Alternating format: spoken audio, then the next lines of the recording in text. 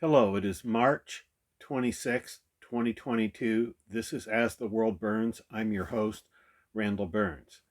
Today's topic is presidential election odds. Now, I'm borrowing mainly betting odds from predicted.org. It's a real money elections futures market based in New Zealand.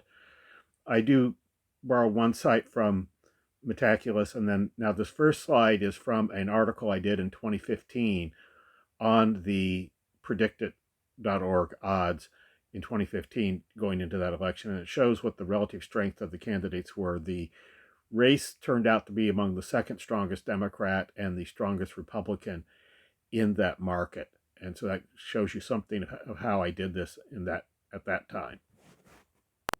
Now, here are real money odds that are current as of today, March 26th, early in the morning. 55% for the Republicans, 45% for the Democrats. If you stick with me to the end, we'll do some trend analysis on this, but these are the current betting odds as of today, and this is a fairly substantial market. The Republican nomination is shaping up to be a race between Donald Trump and Ron DeSantis, who've formerly been political allies, but they are both men of ambition, and they are fighting it out at this moment for the Republican nomination. Now, together, they only have about a 66% chance of getting the nomination. There's a 34% chance it'll be someone else.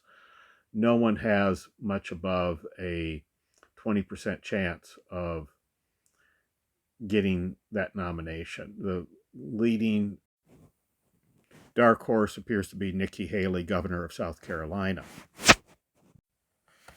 The Democratic race is shaping up to be a three-way race with Joe Biden leading the pack.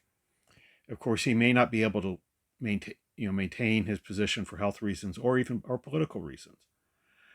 Kamala Harris is number 2 at 20%, Pete Buttigieg at 13%.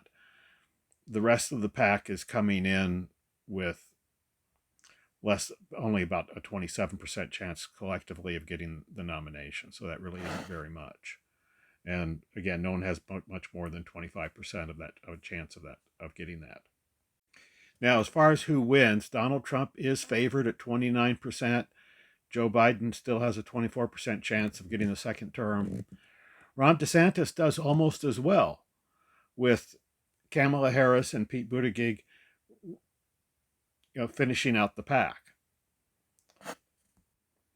What this says, by the way, is there's about a 12% chance of a dark horse not in this list becoming president in 2024. Replicating the original analysis, we see that Biden has a 60% chance of getting a second term if he gets the nomination. Harris has a 45% chance. Buttigieg has a 38% chance. And none of the above would have about a 26% chance if they got the nomination. So basically, the Democrats' strongest path forward is to renominate Biden, it would appear. On the Republican side, DeSantis is actually showing a much higher electability quotient than Trump is. Basically, he has a 23% chance of getting the presidency, even though he only has a 27% chance of getting the nomination. So he's a very strong compared to Trump. None of the above is very weak. So basically, the hope for the Republican Party of having a president in 2025 is going to be either Trump or DeSantis. The other candidates simply do not figure into the equation very much.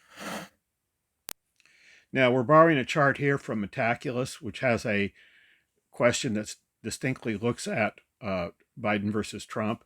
It gives Trump a very slight advantage, but it predicts it's going to be very slow. Now, Metaculus in general tends to lean more towards Democrats. I probably need to do an episode where I do the comparisons on this one because there is a bias here, and they can't both be right.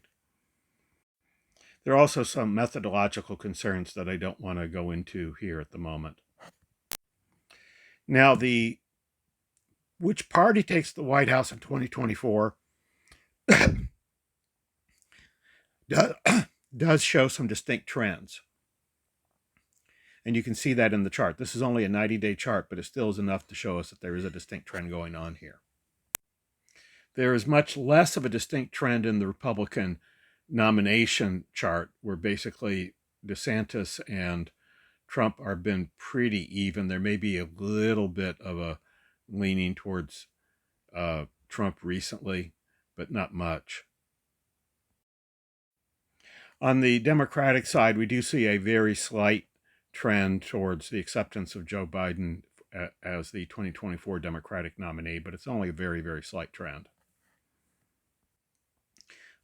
I do notice some trend towards DeSantis in the presidential winner market, which is really interesting given that we're not seeing that in the nomination market. So that's where DeSantis is really shining at the moment. Now, this is a more active market. That might be because of just there's more retail activity there, but there does tend to be a trend towards DeSantis on this one. And he does have support from some party heavyweights like John Bolton, for example. So that shows you something of the trends in the market and the conditional probabilities and how this race is shaping up. Thank you for joining me here today. Please hit the like button if you found this video useful. Subscribe to the channel. Love to have you. Suggestions for future episodes are welcome, and I do respond to all comments made to my videos. At least I've been able to do that so far. So this is Randall Burns signing off. This is As the World Burns. See you soon.